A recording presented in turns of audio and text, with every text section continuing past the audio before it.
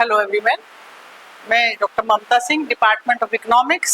आज आपके सामने लेके आई हूँ टी टेस्ट, जो हमारा unit 5 test of significance for small sample problem based on है, जिसे हम टी टेस्ट कहते हैं। टी टेस्ट क्या है, इसको समझने के लिए टी परीक्षण टेस्ट सांख्यिकी की एक अत्यंत महत्वपूर्ण परीक्षण विधि है, जिसका उपयोग दो माध्यों के बीच अंतर की सार्थकता ज्ञात करने के लिए किया जाता है। दो माध्यों यानी दो मीन। जब नमूना सैंपल का आकार छोटा हो तथा समष्टि का मानक विचलन ज्ञात ना हो। आप मेरी बात ध्यान से समझिए कि टी टेस्ट का प्रयोग हम कब करते हैं, जब समष्टि यानी पॉपुलेशन का मानक विचलन, जिसे हम स्टैंडर्ड डेविएशन कहते हैं, शॉर्ट में एसडी कहते हैं, ज्ञात ना हो, तब हम टी टेस्ट का प्रयोग करते हैं। अगर आपके पास वन वर्ड में ये आ जाए कि टी टेस्ट का प्रयोग कब करते हैं, तो आपका जवाब क्या होगा? जब समग्र में हमारे पास स्टैंडर्ड डेविएशन या एसडी ज्ञात ना हो, तब हम टी टेस्ट का प्रयोग करते हैं। इस परीक्षण का विकास प्रसिद्ध सांख्यिकीविद विलियम सीले गोसेट ने किया था। देखिए, एक वन वर्ड क्वेश्चन ये आपके एग्जाम के पर्पस से आप इसे अलग से भी नोटेट कर सकते हैं कि अगर वन वर्ड में पूछा जाए कि टी टेस्ट का प्रयोग कब किसने किया, तो किसने किया? सांख्यिकीविद विलियम सीले गोसेट ने किया था, जिन्होंने स्टूडेंट नाम से इसे प्रकाशित किया। एक क्वेश्चन और कि टी टेस्ट को हम किस और नाम से जानते हैं? स्टूडेंट टेस्ट के नाम से। इसे स्टूडेंट टेस्ट भी कहा जाता है। टी टेस्ट आधुनिक सांख्यिकी में परिकल्पना परीक्षण हाइपोथेसिस टेस्टिंग का एक प्रमुख साधन है, जिसका उपयोग शिक्षा, अर्थशास्त्र, मनोविज्ञान, चिकित्सा, समाजशास्त्र तथा व्यापारिक अनुसंधान में व्यापक रूप से किया जाता है। इसको हम समझेंगे। परिकल्पना शब्द आया कि टी टेस्ट का प्रयोग किया जाता है। परिकल्पना, अब परिकल्पना क्या होती है कि आपने कोई परिकल्पना की, फॉर एग्जाम्पल कि सिगरेट पीना स्वास्थ्य के लिए हानिकारक है। कुछ लोग कह रहे हैं, कुछ लोग कह रहे नहीं है, और कुछ न्यूट्रल, कुछ नहीं बोलना चाहते।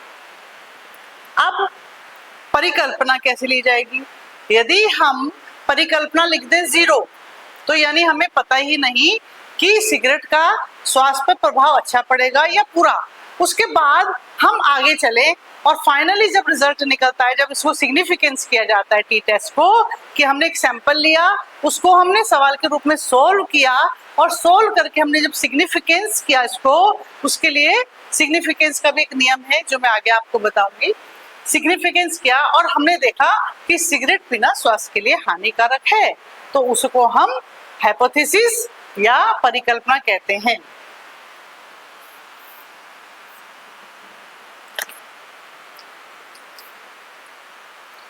जब शोधकर्ता यह जानना चाहता है, देखिए ये सारा आपका रिसर्च से रिलेटेड है, इसका प्रयोग कहाँ किया जाता है? रिसर्च में।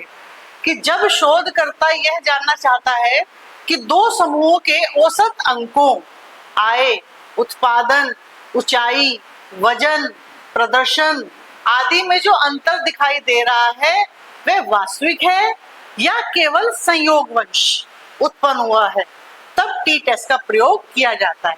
देखिए, बहुत ध्यान से समझिए इस बात को कि जब भी शोधकर्ता दो समूह लिए जाते हैं, चाहे वो औसत अंकों के हो, आय के हो, उत्पादन से संबंधित हो, ऊंचाई से संबंधित हो, वजन से संबंधित हो, या किसी भी तरह का प्रदर्शन हो, तो उसमें जो अंतर दिखाई दे रहा है, क्या वो वास्तव में है या वो संयोगवश हो गया है, तो इसको तब हम टी टेस्ट का प्रयोग करते हैं। उदाहरण, यदि किसी विद्यालय में दो शिक्षण विधियों से पढ़ाया गए विद्यार्थियों के औसत अंक अलग अलग हैं, समझ रहे हो? किसी भी विद्यालय में दो शिक्षण विधियों से, एक हमने चौक डस्टर से अपने ब्लैक बोर्ड से और चौक से पढ़ाया, एक हम आपको पीपीटी से पढ़ा रहे हैं।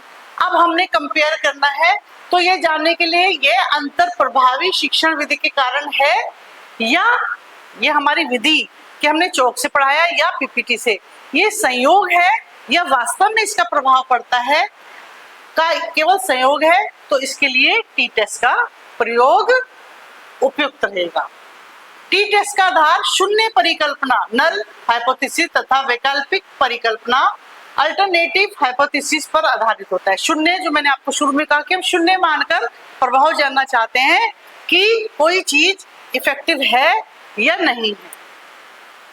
शून्य परिकल्पना यह मानती है कि दोनों समूहों के मध्य में कोई वास्तविक अंतर नहीं है, अर्थात जो अंतर दिखाई दे रहा है यह यादृच्छिक त्रुटि रैंडम एरर के कारण है। वैकल्पिक परिकल्पना यह मानती है कि दोनों समूहों के माध्यम में वास्तविक अंतर है। परीक्षण के बाद यदि प्राप्त टी मूल्य सारणी टेबल वैल्यू से अधिक निकलता है तो शून्य परिकल्पना अस्वीकार कर दी जाती है।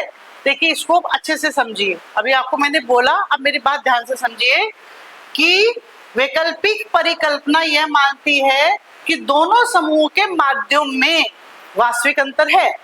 परीक्षण के बाद यदि टी मूल्य यदि हम दो माध्यमों के बीच में हम टी टेस्ट का सोल्व करेंगे सवाल और जो उसका आंसर आएगा उसे कहते हैं टी वैल्यू। एक वैल्यू टी वैल्यू जो हमने निकाल ली, एक वैल्यू होती है टेबल वैल्यू जो मैं आपको नेक्स्ट चैप्टर में समझाऊंगी कि कैसे हम टी टेबल, स्पेशल आपको सिर्फ टेबल पे फोकस करके बताऊंगी कि टेबल से हम किसी भी हाइपोथेसिस, किसी भी टेस्ट को, चाहे वो टी टेस्ट हो, एफ टेस्ट हो, जेड टेस्ट हो, उसे सिग्निफिकेंट कैसे करते हैं। तो शून्य परिकल्पना अस्वीकार कर दी जाती है, अर्थात यदि टी का मूल्य अधिक है, टेबल वैल्यू से अधिक निकलता है तो शून्य परिकल्पना अस्वीकार कर दी जाती है। टी टेस्ट मुख्यतः छोटे नमूनों समूह स्मॉल सैंपल के लिए प्रयुक्त होता है। सामान्यतः जब नमूना आकार 30 से कम हो, यहाँ सैंपल कितना सैंपल लिया हमने रैंडमली, यदि 30 से कम लोगों का हमने सैंपल लिया है तो टी टेस्ट विशेष रूप से उपयोगी माना जाता है। यदि नमूने का आकार बड़ा हो, 30 से ऊपर यदि चला जाता है हमारा सैंपल, तब हमें टी टेस्ट का प्रयोग नहीं करना, तब हमें जेड टेस्ट का उपयोग करना है। क्लियर? टी टेस्ट में यह मान लिया जाता है कि नमूना सामान्यतः वितरण नॉर्मल डिस्ट्रीब्यूशन के अनुसार अनुसरण करता है।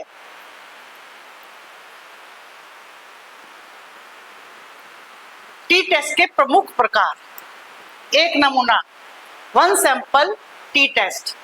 पहला है एक नमूना टेस्ट जिसे हम बोलते हैं वन सैंपल टी टेस्ट। जब किसी एक नमूने के माध्य की तुलना किसी ज्ञात जनसंख्या माध्य पॉपुलेशन मीन से की जाती है तब वन सैंपल टी टेस्ट का प्रयोग होता है।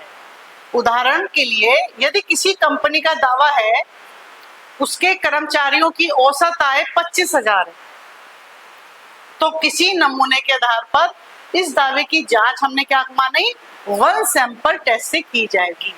समझ में आया कि जब हम किसी कंपनी के कर्मचारी के ऊपर हम टी टेस्ट का प्रयोग करना चाहते हैं तो क्या होता है कि कर्मचारियों की औसत आय कितनी बताई हमें उस कंपनी ने कि 25,000 है, लगभग हम सबको देते हैं, तो हमने उसको क्या माना कि वो क्या है, एक नमूना टेस्ट। क्लियर? इसकी जांच अब कैसे करेंगे, उसके लिए एक फार्मूला है। फार्मूला क्या है देखिए, टी बराबर X bar minus mu upon S oblique under root में एन। क्लियर? फार्मूला ध्यान से देखिए, टी बराबर X bar minus mu S under root में एन, जहां जो एक्स बार है वो क्या है, सैंपल मीन, यानी औसत आय 25,000 है, औसत आय को हम मीन मान लेते हैं, तो औसत आय 25,000 है तो सैंपल मीन एक्स बार, म्यू पॉपुलेशन मीन जो हमें दिया हुआ होगा, और एस सैंपल स्टैंडर्डाइजेशन ये भी हमें गिवन होगा, और एन सैंपल साइज कि हमें नंबर कितने दिए हैं, 10 दिए हैं, 20 दिए हैं, 30 के अंदर होने चाहिए। इस केस में स्वतंत्रता की डिग्री क्या कहलाएगी, difference n minus n, n minus 1। क्या होता है कि जब भी हम इसमें स्मॉल सैंपल पे काम करते हैं तो जो n लिया जाता है उसमें से 1 माइनस किया जाता है। अब है स्वतंत्र नमूना t test, independent sample t test. Clear? इसको देखिए क्या करेंगे। उसमें एक था, इसमें क्या हुआ, जब दो स्वतंत्र समूह के माध्यों की तुलना की जाती है तब इस परीक्षण का उपयोग होता है। जैसे पुरुष एवं महिला विद्यार्थियों के औसत अंक, दो जने आ गए यहाँ, वहां एक था, यहाँ दो हो गए। महिला विद्यार्थियों के औसत अंक दो कारखानों में, एक कंपनी थी या दो हो गई, दो कारखानों के उत्पादन औसत आदि। इसका सामान्य सूत्र देखिए, वहां सूत्र सिंगल का था, यहाँ डबल का सूत्र हो गया। तो T बराबर x बार 1 माइनस x बार 2 अपॉन SE ब्रैकेट में x1 minus x2 bracket close. यहाँ दो सैंपल की बात हो रही है, वहां इस फार्मूले का इस्तेमाल करेंगे। जहाँ एक सैंपल की बात होगी वहां पीछे वाले फार्मूले का प्रयोग करेंगे। x बार x2 दोनों नमूनों के माध्य हैं और वही डिफरेंस स्वतंत्रता की degree n1 plus n2 minus 2। चूंकि यहाँ दो सैंपल हैं तो यहाँ पर 2 माइनस होगा, वहां एक सैंपल था तो वहां 1 माइनस हुआ। अब है युग्मित t test, paired t test. जब एक ही समूह पर ध्यान दीजिए, वहां एक समूह था, वहां दो समूह थे, यहाँ अब एक ही समूह पर हम दोबारा से टेस्ट करेंगे। कैसे? जब एक ही समूह पर दो अलग अलग समूह पर मापन किया जाता है। एक ही समूह पर क्या हुआ, अलग अलग समय लिए गए और उनका मापन किया गया। जैसे परीक्षण से पहले और बाद के अंक। फॉर एग्जाम्पल, आपको हमने लगातार पहले एक दिन आपका टेस्ट ले लिया, बुद्धि परीक्षण देखा, तो आपके स्टेट में फॉर एग्जाम्पल 30 में से 20 नंबर आए। फिर हमने आपको 10 दिन प्रॉपर उसकी प्रैक्टिस कराई, अब उसके अंक कितने आए, तो वो डिफरेंस हुआ। तो जैसे परीक्षण से पहले और बाद के अंक, तब पेयर टी टेस्ट प्रयोग किया जाता है। इसमें युग्मित अवलोकनों के अंतर का विश्लेषण किया जाता है। उदाहरण के लिए, यदि 10 विद्यार्थियों को कोचिंग देने से पहले और बाद में टेस्ट लिया गया। कोचिंग से पहले आपको एक सवाल दिया गया, हमने कोरिलेशन फॉर एग्जांपल आपको करवाया, तो आपने आधा अधूरा किया, कुछ आपकी समझ में आया, कुछ नहीं, तो आपका अच्छा रिजल्ट नहीं आया। फिर हमने आपको कोचिंग दी, प्रॉपर उसको सिस्टमेटिकल फार्मूला वाइज समझाया, सब मेथड से समझाया, और फिर आपसे वो वापस कोरिलेशन कराया गया, तो आपका नेचुरल है फर्क आएगा। जब आप सीख चुके हैं तो आपका रिजल्ट अलग हट के आएगा। तो इनके अंकों में सुधार की सार्थकता ज्ञात करने हेतु पेयर टी टेस्ट प्रयुक्त होगा। इसका सूत्र है, सूत्रों का स्पेशल ध्यान देखिएगा कि सिंगल, डबल, पेयर। इसमें क्या होगा, टी बराबर डी, डी के ऊपर बार लगा हुआ है, बार का मतलब है यानी डी का मीन निकालना, एस डी अपॉन और अंडर रूट में एन, जहां डी बार अंतर का माध्य है, एस डी अंतरों का मानक विचलन और स्वतंत्रता की डिग्री n-1। समूह एक ही था, उनका परीक्षण 2 बार अलग अलग समय पे किया गया, तो चूंकि समूह एक ही था तो -1 होगा। अब है 4 सहसंबंध गुणांक की सार्थकता का टी टेस्ट। जब दो चरों वेरिएबल के बीच सहसंबंध गुणांक r, सहसंबंध को हम r से बताते हैं, प्राप्त किया जाता है, तब यह जांचने के लिए कि यह सहसंबंध वास्तविक है या संयोगवश टी टेस्ट का प्रयोग किया जाता है। उदाहरण, समय और परीक्षा, अध्ययन समय और परीक्षा परिणाम, दो चीजें। अध्ययन का समय, क्या आपने 2 घंटे पढ़ाई करी कि 4 घंटे पढ़ाई करी, समय और परीक्षा परिणाम, तो आपका परिणाम क्या आया, आपके नंबर कितने आए, आय और व्यय, कितनी आपकी आय हुई और कितना आपने व्यय किया। विज्ञापन और बिक्री, आपने कितना एडवर्टाइजमेंट करके उसका प्रभाव पड़ा समाज पर और आपकी कितनी बिक्री बढ़ी। देखिए, 2 चीजें साथ आ रही हैं कि आपने यदि पढ़ाई को ज्यादा समय दिया तो आपके नंबर कैसे आए, परीक्षा का परिणाम, और आय आपकी अगर बढ़ती है तो क्या व्यय भी बढ़ता है, विज्ञापन यदि अच्छे से होता है तो क्या बिक्री भी बढ़ती है। तो इसके बीच के संबंध को हम कैसे सोल्व करेंगे, देखिए यहाँ फॉर्मूला फिर बदल गया, टी बराबर आर अंडर रूट के अंदर n-2 अपॉन फिर under root 1 minus r square, जहां आर का मतलब है कोरिलेशन कोफिशिएंट और स्वतंत्रता की डिग्री n-2। देखिए फिर दो चीज आ रही है यहाँ पे, क्या आ रहा है, अध्ययन समय और परीक्षा, आय और व्यय, विज्ञापन और बिक्री, दो चीज आ गई। तो डिग्री नापने के लिए हमें n-2 किया। अब है प्रतीपगमन गुणांक, रिग्रेशन कोफिशिएंट की सार्थकता का टी टेस्ट। जब प्रतिगमन रेखा रिग्रेशन लाइन का गुणांक b प्राप्त किया जाता है तब यह जांचने के लिए कि प्रतिगमन गुणांक महत्वपूर्ण है या नहीं, टी टेस्ट का प्रयोग किया जाता है। जैसे कोरिलेशन में किया, यहाँ देखिए प्रतिगमन गुणांक में भी हम टी टेस्ट को सिग्निफिकेंस कर सकते हैं। उदाहरण के लिए बिक्री पर विज्ञापन व्यय का प्रभाव उल्टा हो गया, विज्ञापन का बिक्री पे हुआ था, यहाँ बिक्री पर विज्ञापन व्यय का प्रभाव, उत्पादन पर श्रमिकों की संख्या का प्रभाव। यदि हम ये ज्ञात करना चाह रहे हैं तो वो हमारा रिग्रेशन कोफिशिएंट कहलाएगा। टी में अब रिग्रेशन की टी टेस्ट निकालने के लिए टी बराबर b under root S E और ब्रैकेट में बी, जब बी क्या है, रिग्रेशन कोफिशिएंट, और एस ई ब्रैकेट में बी क्या है, स्टैंडर्ड एरर ऑफ बी। अब है स्वतंत्रता की डिग्री। हम इस डिग्री को कैसे निकालते हैं, मेजरमेंट करने के लिए टेबल वैल्यू से। डिग्री ऑफ फ्रीडम डिफरेंस से आशय उन स्वतंत्र मानों की संख्या से है जो सांख्यिकी गणना में स्वतंत्र रूप से परिवर्तित हो सकते हैं।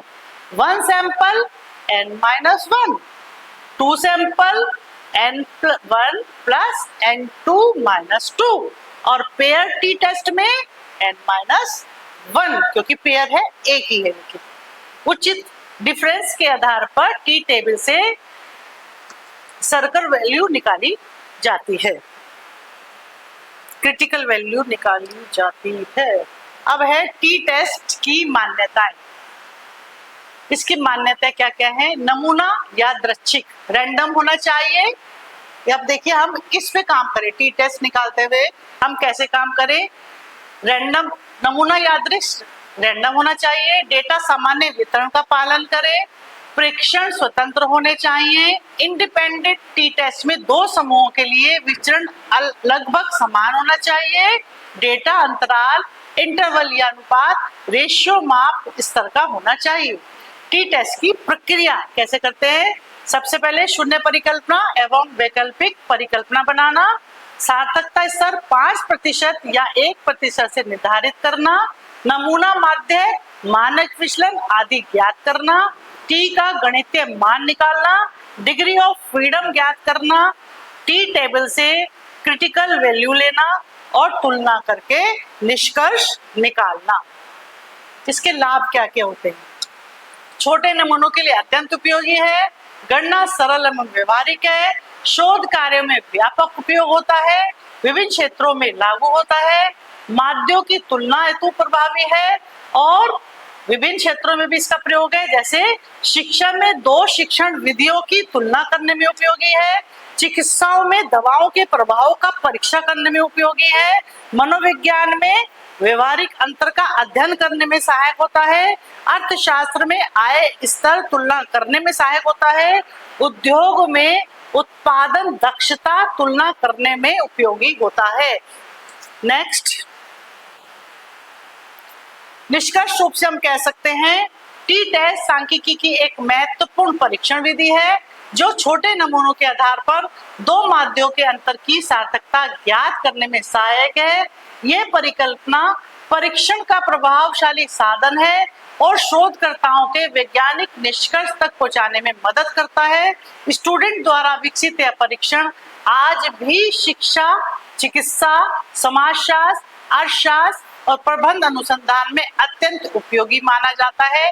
यदि सही मान्यताओं के अंतर्गत इसका प्रयोग किया जाए तो टी टेस्ट विश्वसनीय और उपयोगी परिणाम प्रदान करता है। Thank you. नेक्स्ट में हम इसको एक सवाल के रूप में सॉल्व करेंगे और आपको डिग्री और फ्रीडम को कैसे टेबल वैल्यू से तुलना करता है वो सिखाएंगे। Thank you so much.